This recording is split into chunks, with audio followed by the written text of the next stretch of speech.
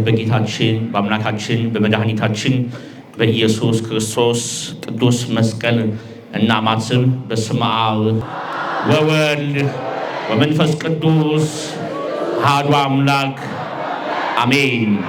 በቅድስት ሥላሴ ቸርነትና ምሕረት እንደምን አደራችሁ፣ እንደምን ቆያችሁ፣ እንደምን ከረማችሁ።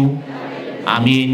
በምሕረቱ በቸርነቱ በይቅርታው ያልተለየን የድንግል ማርያም ልጅ ቅዱስ አማኑኤል ስሙ ለዘላለም የተመሰገነ ይሁን። የቅዱስ አማኑኤል በረከት፣ ቸርነት፣ ምሕረት፣ ይቅርታ በእኔና በእናንተ ላይ ለዘላለም ጸንቶ ይኖር። ከዚህ በፊት በየሳምንቱ የጀመርነውን የዮሐንስ ራእይ ዛሬ እንቀጥላለን። ዛሬ የምናየው የዮሐንስ ራእይ ምዕራፍ 19 ነው። የዮሐንስ ራእይ ምዕራፍ 19 ከቁጥር 1 እስከ ቁጥር 2 ያለው ኃይለ ቃል እንደዚህ ይላል። በጌታችን በኢየሱስ ክርስቶስ ስም አነበዋለሁ። ከዚህ በኋላ በሰማይ ሃሌሉያ፣ በዝሙቷ ምድርን ያጠፋችይቱን ታላቂቱን ጋለሞታ ስለፈረደባት የባሪያዎቹንም ደም ከእጇ ስለተበቀለ ፍርዶቹ እውነትና ጽድቅ ናቸውና ማዳንና ክብር ኃይልም የአምላካችን ነው ብሎ ሲናገር እንደ ብዙ ሕዝብ ታላቅ ድምፅ ያለ ድምፅን ሰማው። ለእኔ ለባሪያው የማስተምርበትን አንደበት እናንተም ደግሞ የተወደዳችሁ የቅዱስ አማኑኤል ልጆች ወንጌል የምታዳምጡበትን የምትሰሙበትን የምታስተውሉበትን ልቦና አስተዋይ አእምሮ እንዲሁም ደግሞ ለቅዱስ ዮሐንስ ምስጢር የገለጠለት መንፈስ ቅዱስ ለሁላችን ምስጢሩን ይግለጥልን፣ ይርዳን፣ ያግዘን። ወንጌል ስንማር ወደ ልቦናችን እንዳይገባ በጆሮአችንና በልቦናችን ላይ ተቀምጦ ሐሳባችንን የሚበታትንብንን አጋንንት ሰይጣን ዲያብሎስ ቅዱስ አማኑኤል ይገስጽልን።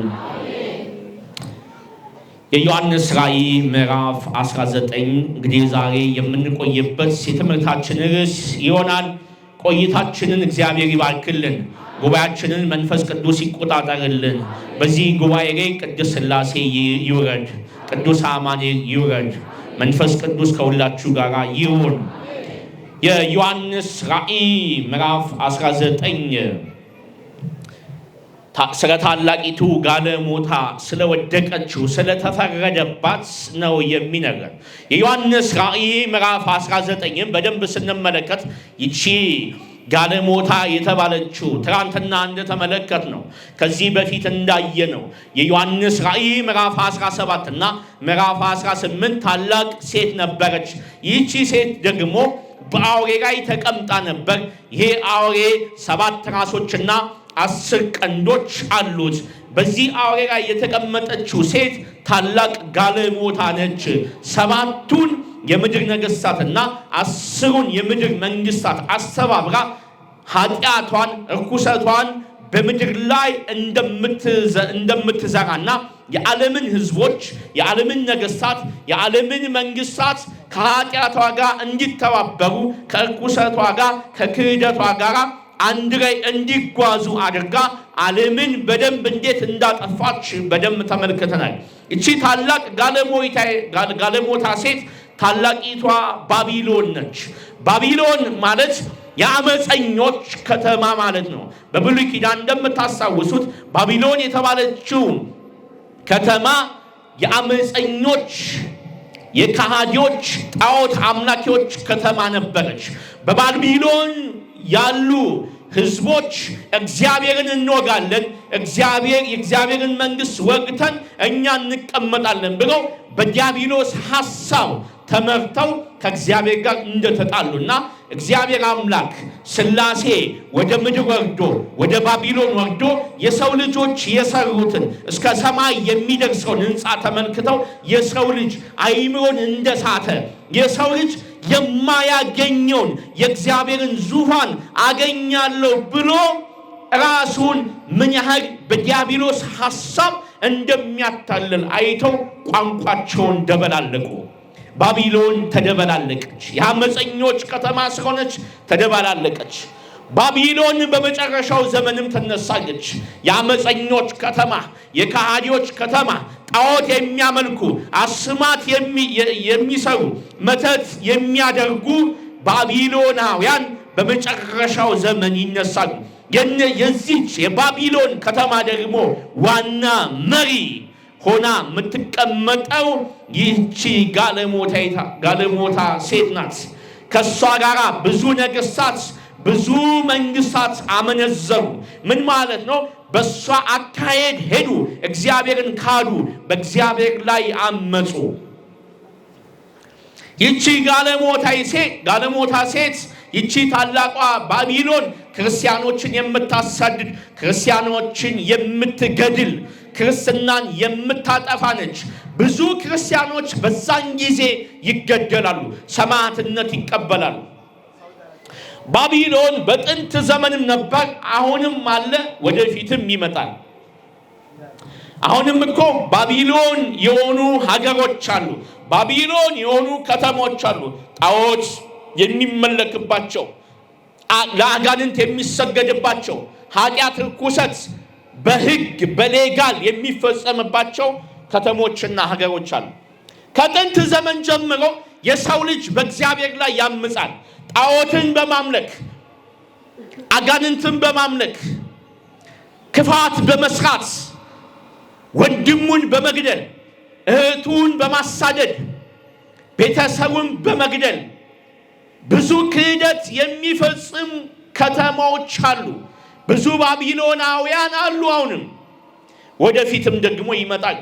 ይሄ የባቢሎን ሐሳብ ወደፊት ምን ያህል እያደገ እንደሚመጣ ነው ማየት ያለባችሁ። ወደፊት በእግዚአብሔር ላይ የሰው ልጆች ያምጻሉ። ወደፊት የእግዚአብሔር ኃይል፣ የእግዚአብሔር ክብር የሰው ልጅ እንዲክደው ይደረጋል። ይሄ በማን ነው የሚፈጸመው? በባቢሎን ነው የሚፈጸመው። ታዲያ ይቺ ባቢሎን በምዕራፍ 18 ላይ ወደ ምድር ወደቀች። ምን ማለት ነው? ሙሉ ለሙሉ ጠፋች። መልአኩ ያቺን ባቢሎን ለዘመናት እኔን ማንም አይነካኝም፣ ባለጸጋ ነኝ፣ እኔ ታላቅ ነኝ ያለችዋን ያቺን ባቢሎን መልአኩ ወርዶ በአንድ ደቂቃ እንዳጠፋት በደንብ አይተናል። ዛሬ ምዕራፍ 19 የምናየው ይቺ ባቢሎን ከወደቀች በኋላ ምን እንደሚከናወን ነው። ባቢሎን ስትወድቅ ወይንም ደግሞ እስከ ዛሬ ዓለም ከተፈጠረ ጀምሮ የሰው ልጅ በዚህ ምድር መኖር ከጀመረ ጀምሮ የነበረ አመፅ ሁሉ፣ የነበረ ክህደት ሁሉ፣ የነበረ ጣዖት ሁሉ በምዕራፍ 18 ላይ ወድቋል፣ ተደምስሷል። ከዛ ምዕራፍ 19 ዛሬ የምንመለከተው ይቺ ባቢሎን ከወደቀች በኋላ ይቺ የምድር የርኩሰት እናት የተባለችው ከጠፋች በኋላ በሰማይ ምስጋና ተደረገ። በቅዱሳን ዘንድ እግዚአብሔር ስለፈረደ፣ በአመፀኞች ላይ በካሃዲዎች ላይ ስለፈረደ ቅዱሳን እግዚአብሔርን ያመሰገኑበት ነው ይሄ ምዕራፍ 19። ሁለተኛ ደግሞ እነዚህ ቅዱሳን ካመሰገኑ በኋላ በጉ የተባለው ጌታችን ኢየሱስ ክርስቶስ በምድር ላይ ያሉትን አውሬውንና የአውሬውን ተከታዮች እንዴት እንዳጠፋቸው በአጭሩ ምዕራፍ 19 ይነግረናል። በደንብ ከዚህ በኋላ ተከታተሉኝ። እግዚአብሔር ቆይታችንን ይባርክልን። ከጥንት ጀምሮ እስከ ዓለም ፍጻሜ ድረስ በእግዚአብሔር ላይ ያመፁ፣ እግዚአብሔርን የከዱ፣ እግዚአብሔር የለም፣ እግዚአብሔር አይችልም፣ አምላክ ጣዖት ነው፣ የሚያደርገው የሚሰራው ጣዖት ነው ብለው ጣዖትን የሚያመልኩ፣ አስማትን፣ መተትን፣ ድግምትን፣ ሟርትን የሚያደርጉ፣ ሰዎችን የሚያደነዝዙ፣ ሰዎችን የሚያፈዙ፣ ሰዎችን የሚያስክዱ፣ ሰዎችን የሚገድሉ፣ በእግዚአብሔር ላይ የሚያምፁ፣ ግብረ ሰዶማዊነትን በዓለም ላይ የሚያስፋፉ፣ አውሬውን ሉሲፈርን፣ ዲያብሎስን፣ ሰይጣንን በዓለም ላይ የሚያስፋፉ፣ የዲያብሎስን መንግስት በዓለም ላይ የሚዘረጉ ሰዎች እግዚአብሔር ከፈረደላቸው በኋላ ክርስቲያኖች ደማቸውን ያፈሰሱ ግፈኞች ከተፈረደባቸው በኋላ እነሆ እግዚአብሔርን በታላቅ ቃል እንዲህ ብለው አመሰገኑት። ይሄ ቃል ደግሞ ሃሌሉያ የሚል ነው። ሃሌሉያ እስኪ በሉ ሃሌ። በደንብ አሰማችሁ። ሃሌሉያ ሃሌሉያ ሃሌሉያ ሃሌሉያ። በጣም ብዙ ናችሁ፣ ነገር ግን ድምፃችሁ እየተሰማ አይደለም። ቅዱሳን እግዚአብሔርን በዚህ ድምፅ እኮ ሲያመሰግኑ እንደ ብዙ ውሃ ድምፅ ሆነው እግዚአብሔርን ያመሰግናሉ ይላል። ብዙ ውሃ ድምፁ ከሩቅ እንደሚሰማ ድምፃቸው ከሰማይ እስከ ምድር ድረስ ሃሌሉያ የሚለውን ቃል እያወጡ ድምፃቸው ተሰማ። ስለዚህ የእናንተ ድምፅ ከዚህ ብቻ ሳይሆን ከዚህ ወጥቶ እስከ ምድር ዳርቻ መሰማት አለበት። ሃሌሉያ በሉ። ሃሌሉያ ሃሌሉያ። እንዲህ እያሉ አመሰገኑት። ብዙ ቃል ከኛ ህይወት ላይ ተወስዷል። ብዙ ምስጋና ከኛ አንደበት ላይ ተወስዷል። የተወደዳችሁ ኦርቶዶክሳውያን ሃሌሉያ የሚለው ቃል የኛ ቃል ነው። ሃሌሉያ የሚለው ቃል መጽሐፍ ቅዱሳዊ ቃል ነው። ሃሌሉያ ማለት የዕብራይስጥ ቋንቋ ሲሆን ለእግዚአብሔር ምስጋና ይገባል ማለት ነው። ሃሌሉያ ማለት ምን ማለት ነው አልኳችሁ? ለእግዚአብሔር ምስጋና ይገባል። ቀጥታ ከዕብራይስጥ የመጣ ቋንቋ ነው። ወደ ግዕዝም አልተቀየረም። ሃሌሉያ ማለት ለእግዚአብሔር ምስጋና ይገባል ማለት ነው። በዚህ በዮሐንስ ራእይ ምዕራፍ 19 ላይ 4 ቦታ ላይ ሃሌሉያ እያሉ እንዳመሰገኑ ተጽፎ እናገኛለን። ቅድም እንዳልኳችሁ በጣም በሚያሳዝን ሁኔታ ከኛ አንደበት ብዙ የተወሰደብን ወይንም ደግሞ እኛ በስንፍናችን የተውናቸው ታላላቅ ምስጋናዎች አሉ። ከነዛ ታላላቅ ምስጋናዎች አንደኛው ሃሌሉያ የሚለው ነው። ሃሌሉያ የሚለውን ቃል ለሌሎች ሰጥተን እኛ ዝም ብለናል። ማመስገን ስላቃተን፣ መጸለይ ስላቃተን ይሄ ምስጋና ከአንደበታችን ተወስዷል። ኢየሱስ የሚለው ስም ራሱ ከአንደበታችን ተወስዷል። ለሌሎች ሰጥተናል። ኢየሱስ ማለት የሌላ ሰው የሌላ ሃይማኖት ድርጅት አስመሰል ነው። በጣም ያሳዝናል። ኢየሱስ የቤተ ክርስቲያን ክብሯ ነው። ኢየሱስ በሚለው ስም ነው እኔና እናንተ የተጠመቅነው። የእግዚአብሔርን ልጅነት ያገኘ ነው። መንፈስ ቅዱስን የተቀበልነው በዚህ ስም ነው። በዚህ ስም ነው የተፈወስነው። በዚህ ስም የዳን ነው።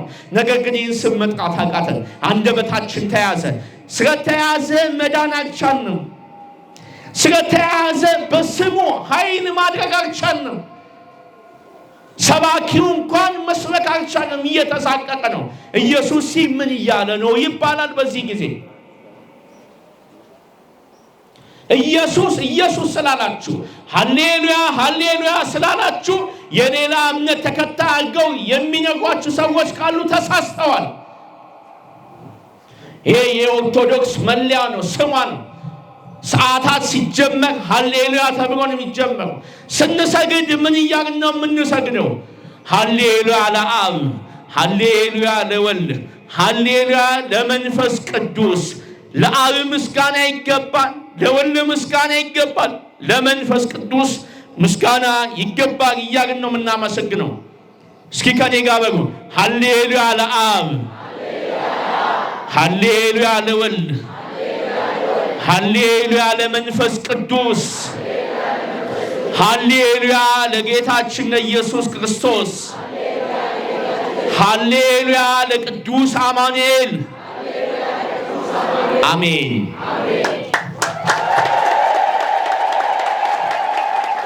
በዚህ በራእይ 19 ላይ 4 ቦታ ላይ ሃሌሉያ እያሉ ቅዱሳን እንዳመሰገኑ ተጽፏል። የመጀመሪያው ምን ብለው አመስግነዋል? ሃሌሉያ ማዳንና ክብር ኃይልም ለአምላካችን ነው። ይሄ የመጀመሪያቸው ምስጋና ነው። እግዚአብሔር ኃይል ስላደረገ በግፈኞች፣ በኃጢአተኞች፣ በአስማተኞች፣ በመተተኞች ላይ፣ በካህዲዎች ላይ፣ በአጋንንት ላይ ስለፈረደ ኃይል የሱ ስለሆነ፣ ክብር የሱ ስለሆነ፣ ማዳን የሱ ስለሆነ ሃሌሉያ ለአንተ ይሁን እያሉ አመሰገኑት። ሁለተኛ ደግሞ ቁጥር 3 ላይ እንደዚህ እያሉ ቅዱሳን እንደ ብዙ ውሃ ድምፅ ሆነው ሃሌሉያ ከጢስም ለዘላለም እስከ ዘላለም ይወጣል እያሉ አመሰገኑ። ሶስተኛ ቁጥር 4 ላይ 24ቱ አለቆች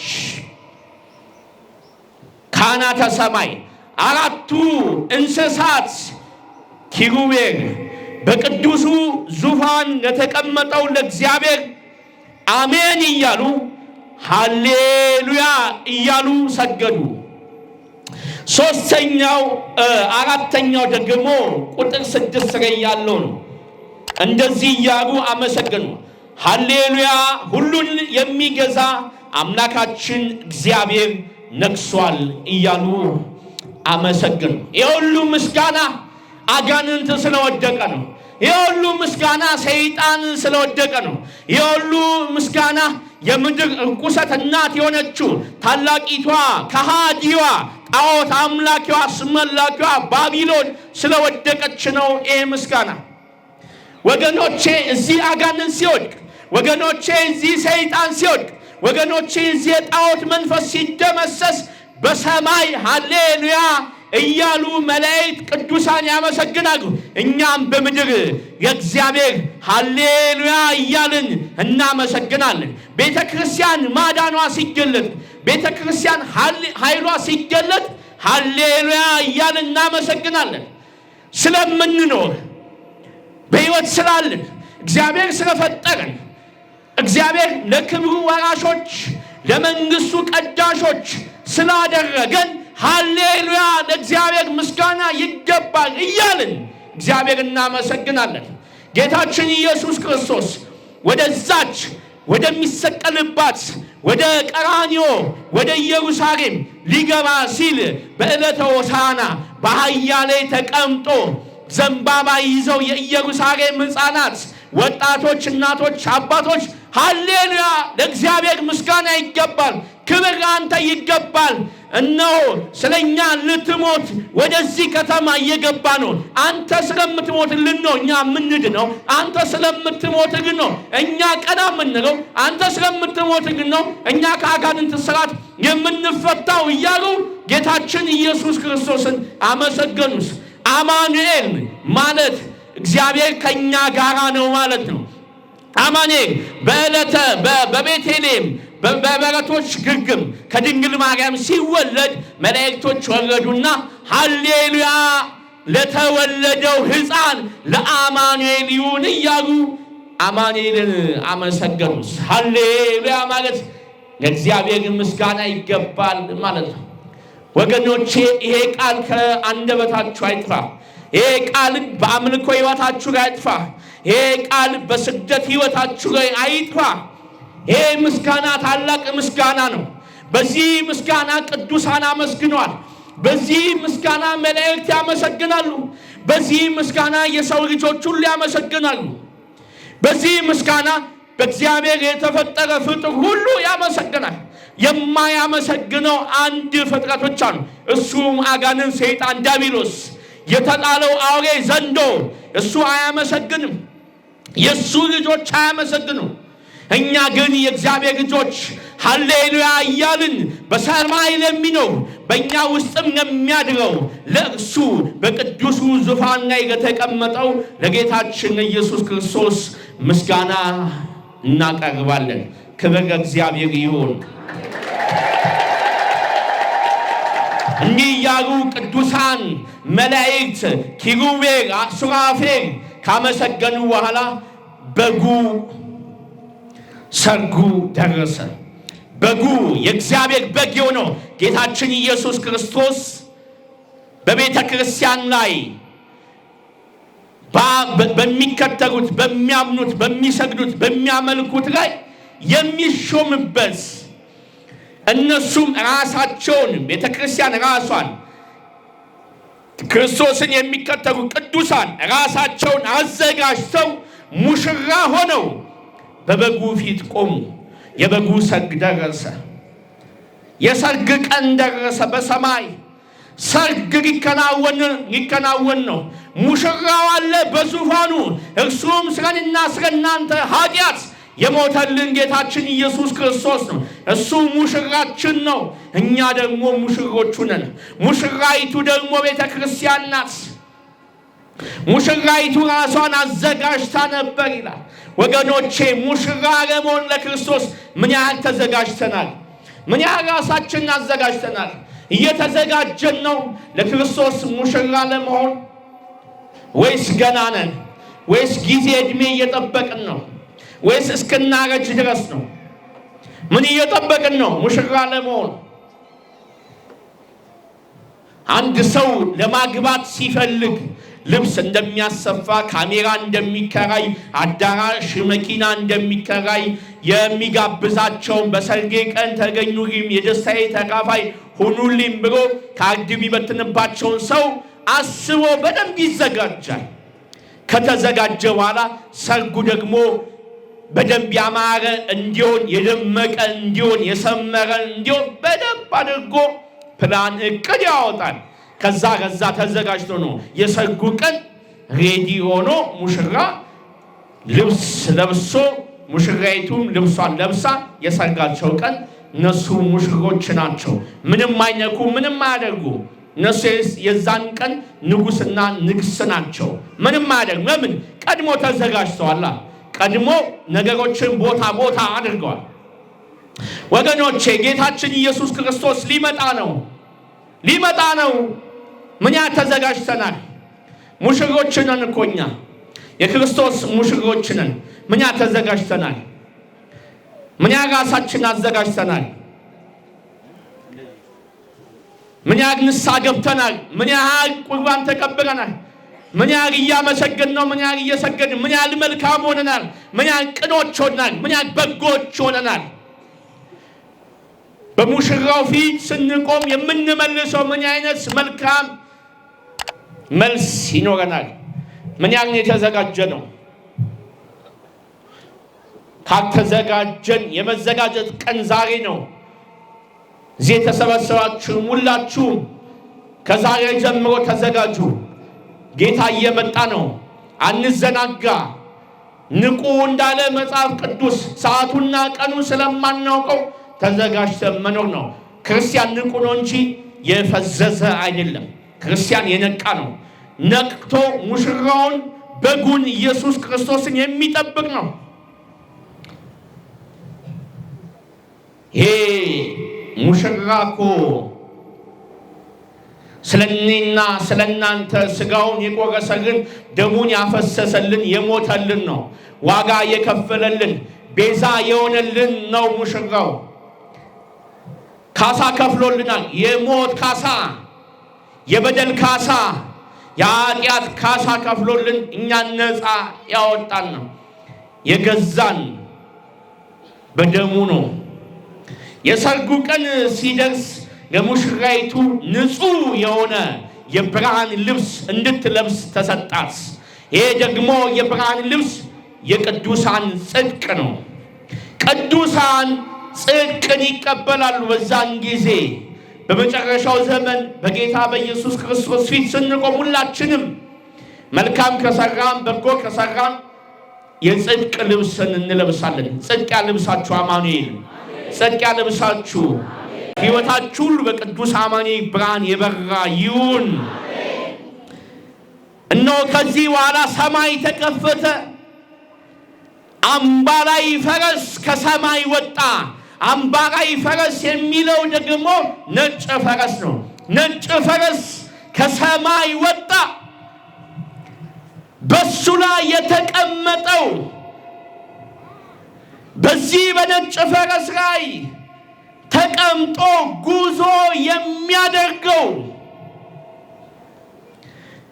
የታመነና እውነተኛ ይባላል። ለአባቱ ለአብ የታመነ ነው። ልጄ ሆይ የዓለምን ሕዝብ ሁሉ ወድጄዋለሁ። ምንም ባይሰጠኝ፣ ምንም ባይወደኝ፣ ምንም ቢክደኝ፣ እኔ ግን እወደዋለሁ። ልጄ ወይ አንተ ሞተ ታድናቸዋለህ ሲለው ልጁ ወልድ ኢየሱስ ክርስቶስ አባቴ ሆይ እሞትላቸዋለሁ፣ አድናቸዋለሁ። ግን ማንም አስገድዶት እኮ አይደለም። ማንም አላስገድደውም እኮ ኢየሱስ ክርስቶስ እንዲሞት። የሞተው ግን በፈቃዱ፣ የሞተው ግን በራሱ ፈቃድ ነው ወገኖቼ። በግድ እንደሞተ አድርጎ እንደው አይሁድ እሱ ሳይፈልግ እንደሰቀሉትና እንደገረፉት እንደገደሉት አይደለም። በፈቃዱ ነው የተያዘላቸው፣ በፈቃዱ ነው የተሰቀለላቸው፣ በፈቃዱ ነው የሞተልን። ክብር ለእርሱ ይሁን። ማን ሞተልን ወገኖቼ? ማን ሞተልን? ማን ሞተልሽ? ማን ሞተልህ? ማን ሞተልን? እሞትላችኋለሁ አባቴ ወይ እሞትላችኋለሁ አለ። ቃሉንም ደግሞ ለመፈጸም ከድንግል ማርያም ተወልዶ እግዚአብሔር እኮ ነው። አንዘንጋ። ምናልባት ለማስታወስ ይህን ቃል የምነግራችሁ አንዘንጋ እንጂ ሰማይና ምድርን የፈጠረ እኮ ነው። ከዋክብትን በስማቸው እየጠራ የሚያስገባቸው የሚያስወጣቸው እኮ ነው። መላእክትን እኮ የፈጠረ ነው። የማይቆጠሩትን በስማቸው የሚጠራ እኮ ነው። ፍጥረታትን ሁሉ እኮ የፈጠረ ነው። መሞት እኮ አይገባውም ነበረ። መወረድ እኮ አይገባውም ነበረ። ዝቅ ማለት እኮ አይገባውም ነበር። የእሱ ዙፋን እኮ የእሳት ዙፋን ነው። የእሱ ዙፋን እኮ ማንም የማይጠጋው ዙፋን ነው። ነገር ግን ይህን ሁሉ ትቶ ራሱን በፈቃዱ ድሃ አደረገ። ቤት እንኳን የለውም ጌታችን ኢየሱስ ክርስቶስ በምድር ላይ ሲመላለስ ተቀያሪ ልብስ የለውም፣ ተቀያሪ ጫማ የለውም። ራሱን ድሃ አደረገ። ያንን ሁሉ ትቶ ነው የወረደው እግዚአብሔር። እግዚአብሔር የወረደልን እኮ ስለኔና ስለናንተ ነው። ፍቅሩ ገብቶናል ወይ? ምን ያህል እንደሚወደን ምን ያህል እንደሚያፈቅረን ገብቶናል ወይ ወገኖቼ? የእግዚአብሔር ፍቅር ገብቶናል ወይ? አሁን እኮ ስንጸልይ የሚደብረን፣ ለመጸለይ የምናዛጋው፣ ለመስገድ ወገባችን የሚያዘው፣ ጊዜ የለኝም ምንለው እኮ፣ የማንቆርበው እኮ፣ የማናስቀድሰው እኮ የእግዚአብሔር ፍቅር ገና ስላልገባን ነው። የእግዚአብሔር ፍቅር አልገባን። ትውልዱ መች ገባ የእግዚአብሔር ፍቅር? ትውልዱማ የሉሲፈር ፍቅር ነው የገባበት፣ የገንዘብ ፍቅር ነው የገባበት፣ የክህደት ፍቅር ነው የገባበት፣ የምንፍቅና ፍቅር ነው የገባበት ትውልዱ። ቅዱሳን ግን የእግዚአብሔር ፍቅር ገብቷቸው የጌታችን የኢየሱስ ክርስቶስ ፍቅር ገብቷቸው ራሳቸውን በፈቃዳቸው ለፍቅሩ አሳልፈው ሰጡ።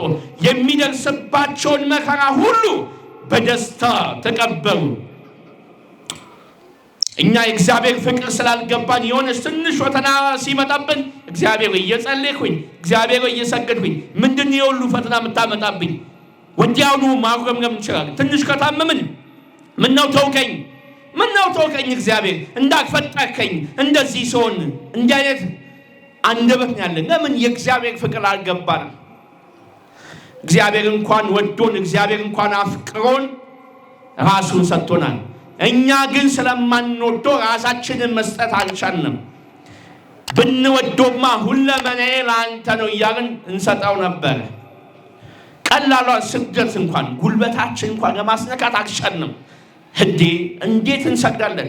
የተማርን ሆነን ዶክተር ሆነን ኢንጂነር ሆነን ፕሮፌሰር ሆነን የተከበርን ሀብታም ሆነን የቀበሌ ሊቀመንበር ሆነን የእድር ዳኛ ሆነን በጣም ትዕቢተኞች ነን፣ በጣም ተመጻዳቂዎች ነን።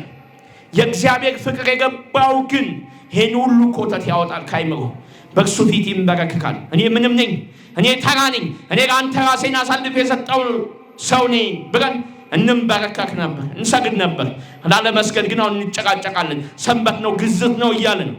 ግዝት ለሰይጣን፣ ግዝት ለአጋንንት፣ ግዝት ክርስቲያኖችን ለሚያሳድድ፣ ግዝት ለክርስትና አልገዛም ላለ ሰው የሚወጣ ቃል ነው። ለእግዚአብሔር ለመስገድ ቀን ጊዜ ሰዓት አይግም። የአምልኮ ስግደት እግዚአብሔርን ለማምለክ ሁልጊዜም ይከናወናል። የተገዘተ በዓል የለንም። እኛ ነፃ የሚያወጣ በዓል ነው ያለን። እኛ የፍስሐ የደስታ በዓል ነው ያለን። የእኛ የድንግል ማርያም በዓል አልተወገዘም። በደንብ እናከብራታለን። በዕለቷ እንሰግድላታለን። እናታችን ወይ እንወድሻለን፣ እናከብርሻለን፣ በአንቺ ምልጃ ነው የምንኖረው እያልን በበዓሏ የጸጋ ስግደት እንሰግድላታለን። የተወገዘ በዓል የለንም እኛ። ተስማማላችሁ? ማንም የማይስማማ ቢኖር መጽሐፍ አምጥቶ እዚህ ጋር መከራከር ይችላል። ማንም የማይስማማ ቢኖር እኛ የተወገዘ የተገዘተ በዓል የለንም።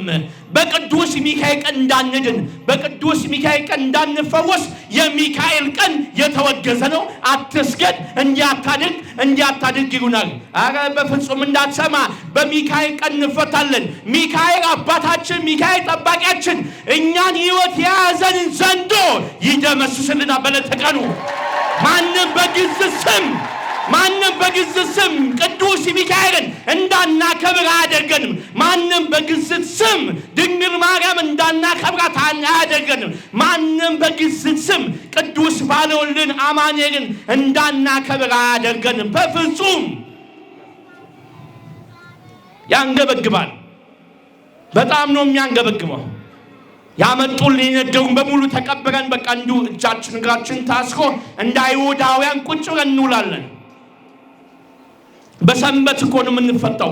በሰንበት ግን እንዳንፈታ አትስገዱ ይሉናል። እንሰግዳለን በሰንበት ሃሌሉያ እያልን እንሰግድለታለን። በሰንበት በቅዱስ ሚካኤል በድንግል ማርያም በባልወልድ በ30ውም ቀን ሃሌሉያ እያልን እግዚአብሔር እናመሰግናለን። እግዚአብሔር የተመሰገነ ይሁን። የታመነ ነው እሺ ብሎ ወረደ፣ እስረኛ ሞተልን። ታምኗል፣ ለአባቱ ለአብ ታምኗል። እውነተኛ ነው። እውነተኛ ስለሆነ እኮ ነው እኔ እውነት ነኝ ያለው። እውነተኛማ አንዳንድ ሰዎችም እውነተኛ ይሆናሉ። እርሱ ግን እውነተኛ ብቻ ሳይሆን እውነት ነው። ጌታችን ኢየሱስ ክርስቶስ እውነተኛ ብቻ ሳይሆን ምንድን ነው አልኳችሁ? እርሱ ራሱ እውነት ነው። የማይቀየር እውነት ነው። ማንም ፍጡር እውነት ሊሆን አይችልም። እውነተኛ ሊሆን ይችላል፣ እውነት ግን ሊሆን አይችልም። እውነት ጌታችን ኢየሱስ ክርስቶስ ብቻ ነው። ታዲያ ይሄ የታመነ እውነተኛ እውነት የሆነው ጌታችን ኢየሱስ ክርስቶስ በጽድቅ ይፈርዳል፣ ይዋጋል ይላል። ጌታችን ኢየሱስ ክርስቶስ ርሩ ብቻ አይደለም፣ ማሪ ብቻ አይደለም፣ ይፈርዳል። እንደማይፈርድ እሱ ዝም ሲል እንደሌለ የሚቆጥሩ ሰዎች እግዚአብሔር ይፈርዳል። ፈራጅ ነው፣ አዳኝ ነው፣ መሐሪ ነው፣ ታጋሽ ነው፣ ቁጡም ነው። እግዚአብሔር ጣዖትን ለሚያመልኩ፣ አስማትን፣ መተትን፣ ሟርት ለሚያደርጉ፣ ዛርን ለሚያነክሱ ይፈርድባቸዋል። እርሱን ለሚያመልኩ ደግሞ ይፈርድላቸዋል። እርሱ በራሱ ላይ ብዙ ዘውዶች አሉ። ከዛ በኋላስ ከእርሱ በቀር ማንም ሊያውቀው የማይችል የተጻፈ ስም አለው። ብዙ ስም ያለውን ኢየሱስ ይባላል። ኢየሱስ ማለት አዳኝ ማለት ነው። ኢየሱስ ማለት አዳኝ መድኃኒት ማለት ነው። ክርስቶስ ማለት መሲህ ማለት ነው። አማኑኤል ማለት እግዚአብሔር ከኛ ጋር ነው ማለት ነው። ሌላ ስም አለው። አልፋ ይባላል፣ ወኦ ይባላል። አልፋና ኦሜጋ ነው። የመጀመሪያ የመጨረሻ፣ መጀመሪያም እርሱ ነው፣ መጨረሻም እርሱ ነው። ከዚህ ሌላ ደግሞ ማንም የማያውቀው የተጻፈ ስም አለው። ይሄ በአምባ ላይ ፈረስ በነጭ ፈረስ ላይ የተቀመጠው በደም የታለለ ልብስ ለብሷል። ቀይ ልብስ ለብሷል፣ በደም የተጨማለቀ። በቀራንዮ ላይ ተሰቅሎ የፈሰሰው ደም በልብሱ ላይ አለ። ስሙንም ቃለ እግዚአብሔር አሉት ይላል። የእግዚአብሔር ቃል አሉት። የሰማይ መላእክትም የብርሃን ልብስ ለብሰው በአምባ ላይ ፈረሶችም ተቀምጠው ይከተሉት ነበር። እንደውም ሁለተኛ የሰማይ ሰራዊት ቅዱሳን መላእክቶች አይደሉም፣ ቅዱሳንም በአምባ ላይ ፈረስ በነጭ ፈረስ ላይ ተቀምጠው ይከተሉት ነበር። በእውነት እባርካችኋለሁ። ቅዱስ አማኑኤል መድኃኒዓለም ኢየሱስ ክርስቶስ በዛን ጊዜ በአምባ ላይ ፈረስ አስቀምጦ ያስከትላችሁ፣ እንድትከተሉት በነጭ ፈረስ ላይ ያስቀምጣችሁ።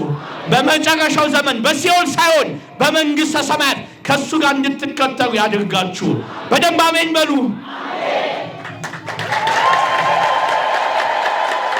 በአምባ ላይ ፈረስ ላይ መቀመጥ አትፈልጉም እንዴ? በመንግሥተ ሰማያት መኖር አትፈልጉም? ከመድኃኒዓለም ጋር መኖር አትፈልጉም? ከመድኃኒዓለም ጋር ያኑራችሁ። ከኢየሱስ ክርስቶስ ጋር ያኑራችሁ። ከሥላሴ ጋር ያኑራችሁ። ከድንግል ማርያም ጋር ያኑራችሁ። ከቅዱሳን መላእክት ጋር ያኑራችሁ። ከጻድቃን ከሰማዕታት ጋር ይደምራችሁ። አመስግኑ።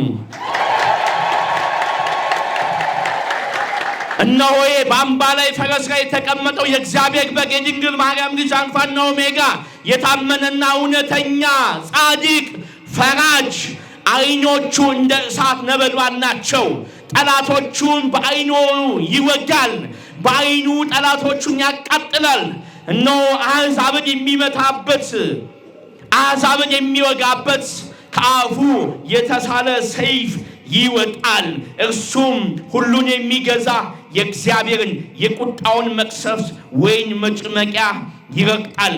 በልብሱ ላይና በጎኑ ላይ የነገሥታት ንጉሥ የጌቶች ጌታ የሚል ስም ተጽፎበታል።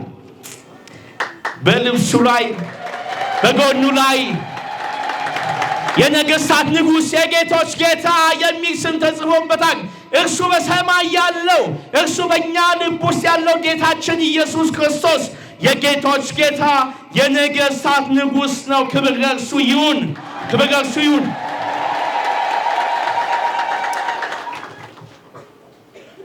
ኢየሱስ ክርስቶስ ጌታ ብቻ አይደለም። ጌታማ በምድር ላይ ብዙ ጌታ አለ።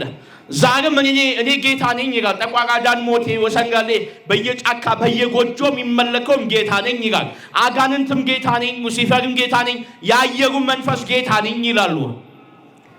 እርኩሳን መናፍስ ጌታ ነኝ ይላሉ። ጣዖትም ጌታ ነኝ ይላል። የምድር ነገሥታትም ነገሥታት ነን ይላሉ። ንጉሶች ነን ይላሉ። እርሱ ግን የነዚህ ሁሉ የበላይ አለቃ የጌቶች ጌታ የነገሥታት ንጉሥ ነው። ጠቋራ አጋንንት ሰይጣን ዲያብሎስ ጌታ አይደለም። ነገሥታት ሁሉ በምድር ያሉ ሁሉ ነገሥታት ንጉሶች አይደሉም። የነሱ ጊዜ ለተወሰነ ለጥቂት ጊዜ የሚቆይ ነው። ምንም አይነት ነገር መፍጠር አይችሉም። ፈጣሪ፣ ገዢ፣ አምላክ፣ አዳኝ የእናንተ አምላክ የሞተልን የጌቶች ጌታ የነገሥታት ንጉሥ ኢየሱስ ክርስቶስ ነው።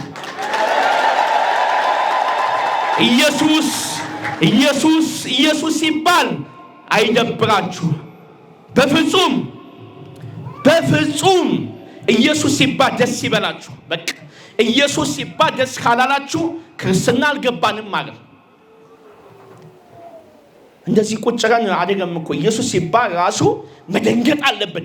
ደስ አሁን ድንግል ማርያም ሲባል፣ ቅዱስ ሚካኤል ሲባል፣ ቅዱስ ገብርኤል ሲባል ደስ እንደሚለን ኢየሱስ ሲባል ደግሞ ከዛ በላይ ደስ ነው ሊለን የሚገባው።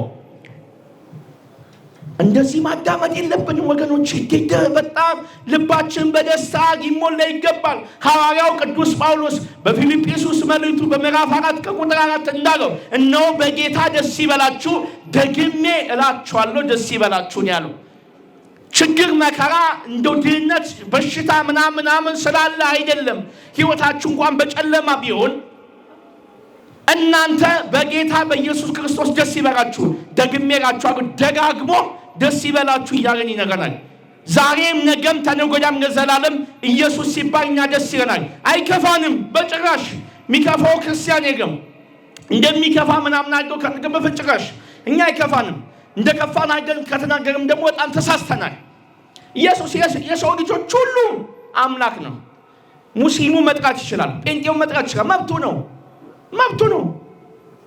የእናንተን አባት ጌራውም እኮ መጠራት ይችልበታል። ማንም ሰው ስማችሁን ሊጠራ ይችላል፣ የአባታችሁን ስም ሊጠራ ይችላል፣ መብቱ ነው፣ አትከለክሉትም። ስለጠራ እኮ የእሱ አባት ነው ማለት አይደለም፣ የእናንተ አባት ነው።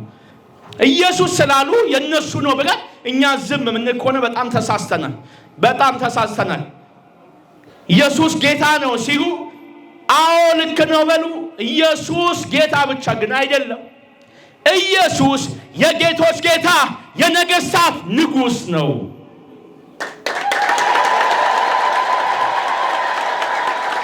በደንብ ደስ አላላችሁ? ምን ኢየሱስ ሲባል ደስ አላችሁ? ኢየሱስ ሲባል እኮ ነው አጋንንት የሚወድቀው። ኢየሱስ ሲባል እኮ ነው ሙታን የሚነሱት። ኢየሱስ ሲባል እኮ ነው የሰው ልጆች ለዘላለም በመንግስቱ የሚኖሩት። ኢየሱስ የሚለው ስም በልባችሁ ይደር፣ በአንደበታችሁ ይጻፍ። እኔ አንድ ነገር እንገራችሁ እና ትምህርቴን አብቃ።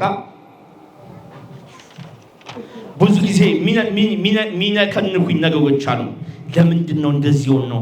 ለምንድን ነው ከፍ ማለት ያልቻልነው በጸጋ በበረከት ብዬ ሁሌ እጸልያለሁ። ያው መልሱ ስለማንጸልይ ስለማንሰግድ ነው። ነገር ግን አንድ ትልቅ ጉዳይ አለ። እርሱም መድኃኒት የሆነው ከፍ የሚያደርገው የሚባርከው ኢየሱስ የሚለው የመዳን ስም ከአንደበታችን ከልባችን ስለጠፋ ነው። ለምን ጠፋ? ይሄ ሁልጊዜ ጸሎቴ ለምን ጠፋ? ለምን ሆነን ነው? አንዳንዱ ሰተን ነው እኛ ዝም ያልነው ምንድን ነው ስለ አይደለም። እኛ ዝም ማለት ፈልገን ሳይሆን ከሰው ልጆች ይህን ስም ሙልጭ አድርጎ እንዲወጣ አጋንንት እየላኩ ድግምት እየላኩ አንደበታችን እንዲያዝ እንድንሸማቀቅ ኢየሱስ የሚለው ስም በልባችን እንዳይጻፍ አድርገውታል። ለምን? የነሱ ማስማት፣ የነሱ መተት፣ የነሱ ሟርት የሚደመሰሰው በዚህ ስም ነው። በዚህ ስም ነው ለካ ህይወት የምናገኘው። ለካ በዚህ ስም ነው የምንባረከው። እንዳንጠራው በየቀኑ ክርስቲያኖች ላይ ይልካል። መተተኛ፣ አስማተኛ፣ መጽሐፍ ገላጭ፣ አውደ ነገሥት ገላጭ ደብተራ ይህን ይልካል። ኢየሱስ የሚለውን ስም የሚያጠፋ ለማጥፋት በትውልድ ላይ በክርስቲያኖች ላይ የመተተ መተተኛ፣ አስማተኛ፣ ጠንቋይ ደብተራ በኢየሱስ ክርስቶስ የሚደምሰስ ከኦርቶዶክሳውያን ላይ ይህንን ስም ለማጥፋት የሰራ ሁሉ በኢየሱስ ክርስቶስ የሚደምሰስ። በደንብ አሜን በሉ። ይደምሰስ።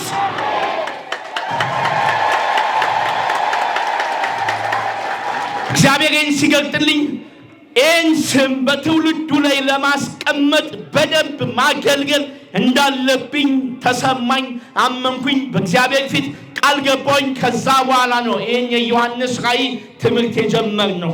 ይህን የዮሐንስ ራእይ ትምህርት ስንጀምር በተከታታይ የተባራችሁ ሰዎች ታውቃላችሁ ምን ያህል የኢየሱስ ክርስቶስ ፍቅር እንዳደረብን፣ ምን ያህል የስሙ ኃይል ታላቅ እንደሆነ በደንብ አየን፣ ተረዳን። ወገኖቼ ኢየሱስ ፍቅር ነው፣ ኢየሱስ ኃይል ነው፣ ኢየሱስ ክብር ነው። ወገኖቼ ኢየሱስን ተቀበሉ ሲሏችሁ አይክፋችሁ። ኦርቶዶክስ ኢየሱስን ተቀበሉ በየቀኑ ነው የምትለው፣ አዲስ ነገር አይደለም። አሁን ምን ይነግራችኋለሁ? ኢየሱስን ተቀበሉ፣ በየቀኑ ተቀበሉ። ኢየሱስን ተቀበሉ ማለት በእኛ ቤተ ክርስቲያን ስጋና ደሙን ተቀበሉ ማለት ነው። ሌላ ጉዳይ የለውም። አሁን ምላችኋለሁ፣ ኢየሱስን ተቀበሉ። ትቀበሉታላችሁ? ትቆርባላችሁ፣ ስጋና ደሙን ትወስዳላችሁ። አመስግኑ።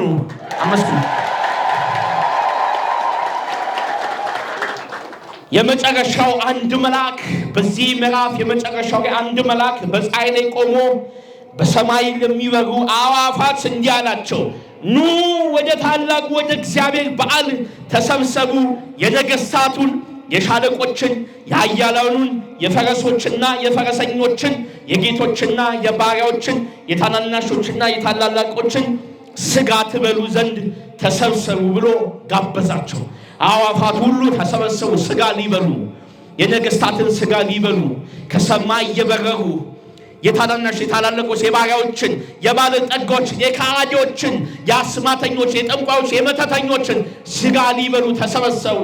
እነሆ አውሬው ዘንዶ ከምድር ነገሥታት ጋር በመሆን ሰራዊቶቻቸውን አሰልፎ አውሬው ሰራዊቱን የምድር ነገሥታት ሰራዊቶቻቸውን አሰልፎ በጣም ይገርማቸዋል።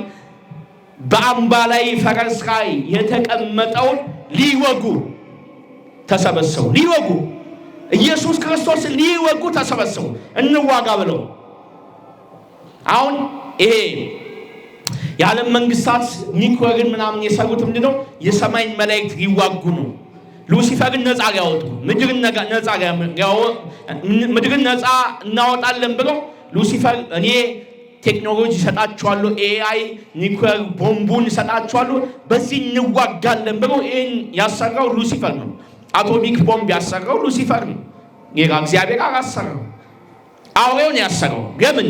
የሰማይን ሰራዊት መላእክትን እና እግዚአብሔርን ይዋጋ። እንዲህ ነው የሚያታልለው። ሐሰተኛ የተባለው እኮ ለዚህ ነው። የሰው ልጅም በዚህ ይታደላል፣ አብሮ ይተባበራል። በዛን ጊዜ ሊወጉ ተሰበሰቡ። አንድ ላይ ተከማቹ አንድ ቦታ። እንደውም በትንቢተ ኢሳይያስ ምዕራፍ 5 ቁጥር 26 ላይ እግዚአብሔር ጠላቶቹን በፉጨት ይሰበስባቸዋል ይላል። እግዚአብሔር ያጠፋቸው ሲፈልግ ጠላቶቹን በዛ አይደለም ተበታትነው የሚያጠፋቸው፣ አንድ ላይ ይሰበስባቸዋል። ገለባ አንድ ላይ ተሰብስቦ እንደሚቃጠል አንድ ላይ ነው ሰብስቦ የሚያቃጥላቸው። እግዚአብሔር ጠላታችሁን ያቃጥልላችሁ። የተበታተነውን ጠላታችሁን ሰብስቦ እግዚአብሔር አመድ ያደርግላችሁ። ሰበሰባቸው። አሸንፋለሁ እንዋጋ ብሎ ገና ውጊያውን ሳይጀምር ይሄ አውሬ ተያዘ። ገና ውጊያውን ሳይጀምር፣ ምክንያቱም ውጊያ አልቋል። በሰማይ ውጊያ አልቋል። ከዲያብሎስ ጋር ውጊያ በሰማይ ያለቀው መጀመሪያ በዓለም መላእክት የዮሐንስ ራእይ ምዕራፍ 12 ላይ በሰማይ ሰልፍ ሆነ። ሚካኤልና ሰራዊቱ መላእክቱ ዘንዶውን ዲያብሎስን ተዋጉት፣ ዲያብሎስም ተዋጋቸው። እነሆ አውሬው ዲያብሎስ አልቻላቸውም፣ ተሸነፈ። ሚካኤልና መላእክቱ አውሬውንና ተከታዮቹን ወጓቸው፣ ደመሰሷቸው፣ ከሰማይ ወደ ምድር ጣሏቸው ይላል። ጠላታችሁን ቅዱስ ሚካኤል ይረድላችሁ፣ ይጣልላችሁ። አልወድቅ ያላችሁን ጠላት ቅዱስ ሚካኤል ይጣልላችሁ፣ ይደምስስላችሁ። በቃ በሰማይ ውጊያ አለቀ። አሁን በምድር ያለው ውጊያ ከሰው ልጆች ጋር ደካማ ከሆነ ስጋ ነው ጋር ነው አጋንንት የሚዋጋው። ውጊያ አልቋል። የሚዋጋበትም ኃይልም ስልጣንም የለው። ስልጣኑ ኃይሉ በሰው ልጆች ላይ ነው፣ በዚህ ምድር ላይ ነው። ከሰማይ ሰራዊት ጋር የማይዋጋም አንዴ ተዋግቶ ተሸንፏል። እሱ ግን ዋጋ ገብሮ ያታልላል። ሳይዋጋ አውሬው ተያዘ። አውሬው ብቻ ነገር የተያዘው ከአውሬው ጋር የአውሬውን ስም የተቀበሉ ለምስሉም የሰገዱትና ሐሰተኛው ነቢይ አብረው ተያዙ። አብረው ተይዘው ሁለቱም በሕይወታቸው ሳሉ ስጋ እንደለበሱ በዲን ወደሚቃጠል ወደ እሳት ባህር ወደ ገሃነም ተጣሉ። ጠላታችሁን ሁሉ እግዚአብሔር በገሃነም ይጣልላችሁ። ለዘላለም ዲያብሎስ፣ ለዘላለም አጋንንት፣ ለዘላለም ሰይጣን፣ ለዘላለም መተት፣ ለዘላለም ቡዳ፣ ለዘላለም አይነጥላ፣ ለዘላለም ዛር፣ ለዘላለም ያየሩ መንፈስ ሁሉ ወደ ገሃነም ይጣላል። አሜን። የሚያሸንፍ መስሏቸው ጠቋርን አዳን ሞት ይሰንጋላን አውደ ነገሥት እየገለጡ አጋንንትን የሚደግሙ ሁሉ ተስፋ ቁረጡ። የምታመልኩት አጋንንት የምታመልኩት ሰይጣን ለዘላለም ወደ እሳት ባህር ይጣላል። የእኛ ጌታ ግን እኛ የምናመልከው ግን ለዘላለም በመንግስቱ ይኖራል። እኛም ከእርሱ ጋር እንኖራለን። ወደ ባህር ተጣሉ። ከዛ በኋላ ደግሞ እነሱን የተከተሉ እነዚህ ጭፍሮች ተከታዮች ሁሉ በፈረሱ ላይ ከተቀመጠው ከጌታችን ከኢየሱስ ክርስቶስ አፍ በሚወጣው በተሳለ ሰይፍ ተገደሉ። የሰማይም ወፎች ሁሉ ስጋቸውን በልተው ጠገቡ ይላል። አሜን ሃሌሉያ፣ አሜን ሃሌሉያ፣ አሜን ሃሌሉያ። ሁሉን ለፈጠረ ሁሉን ለሚገዛ ለኃያሉ አምላክ በደሙ ለገዛን በፍቅሩ ለሰበሰበን በምሕረቱ ለሚያኖረን ያመኑትን ለሚያጸድቅ የካዱትን ለሚቀጣ ለቸሩ ለአልፋና ለኦሜጋ ለድንግል ማርያም ልጅ ለጌታችን አምላካችን ለመድኃኒታችን ለኢየሱስ ክርስቶስ ክብር ምስጋና አምልኮና ውዳሴ ለእርሱ ይሁን። ያስተማረን የመከረን እግዚአብሔር የተመሰገነ ይሁን። ይቆየን።